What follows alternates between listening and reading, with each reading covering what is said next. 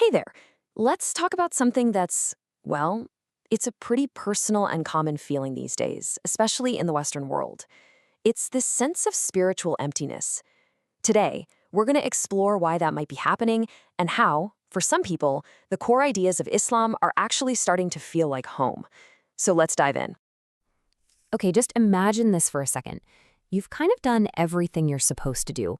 You've got the job, a decent place to live, you've got your friends, maybe you even get to travel a bit. On paper, it all looks pretty good.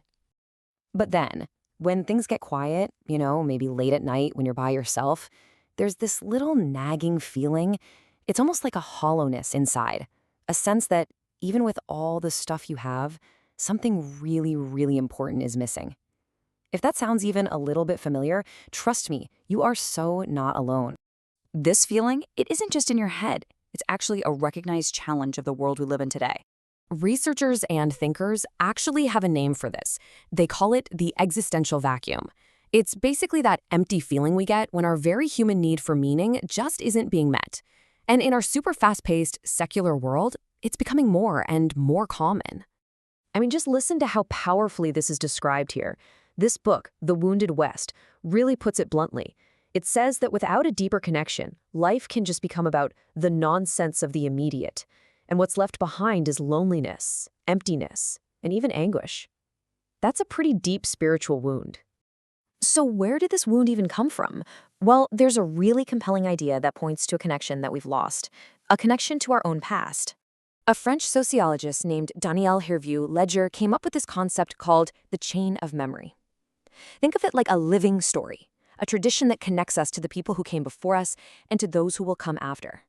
It gives us a place in something way, way bigger than just our own little lives. And here's the thing. Hervieux-Ledger argues that modern Western societies have basically become amnesiacs. It's like we've broken that chain. We've drifted away from the traditions and the spiritual roots that used to give life this incredible sense of purpose. And now, there's a void. Okay, so if the problem is a broken connection, how do we fix it? How do we get that sense of belonging back? Well, for a lot of people feeling this emptiness, the answer is found in an idea right at the very heart of Islam. Islam offers something that many feel is like an anchor in the middle of a storm. Instead of trying to patch up that broken chain to human traditions, it offers a brand new one, an unbreakable one. A direct, personal, and really clear relationship with the one creator of everything. And this core concept is called Tauhid. That's pronounced Tauhid. It is the central belief in Islam, and it just means the absolute oneness of God.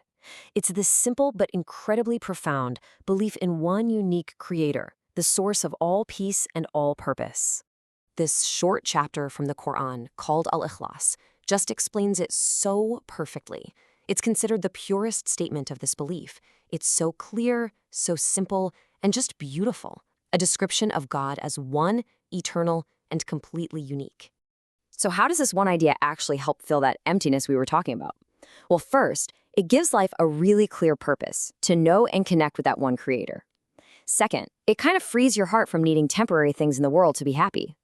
And finally, it's almost like plugging into a source of peace and stability that just never runs out, no matter what's going on in your life. And this isn't just some abstract theory. This is a real lived experience for a lot of people in the West. Let's look at how this actually plays out in the real world. All across Europe and America, people who embrace Islam often say the exact same thing. They find this deep sense of calm, a tranquility that they just couldn't seem to find anywhere else.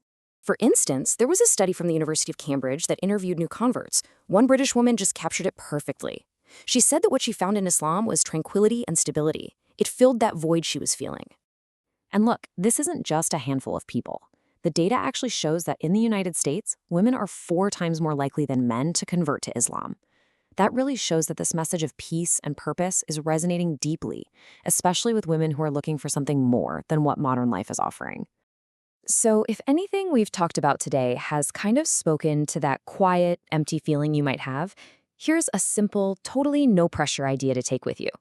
You don't have to do anything big or drastic. The invitation is just to take a quiet moment for yourself, away from all the noise, and just reflect on these ideas for a minute. And here's that simple invitation. Maybe tonight, just look up Surah Al-Ikhlas. It's chapter 112 of the Quran. Then just sit with those 4 short lines. Read them, think about what they're saying, and see how they feel to you. It's not about making some huge decision. It's just a quiet moment to reflect. So I'll leave you with this final thought. If this little exploration resonated with you, what other questions do you have about faith and meaning in our modern world? Thanks for joining me today. May you find the peace you're looking for.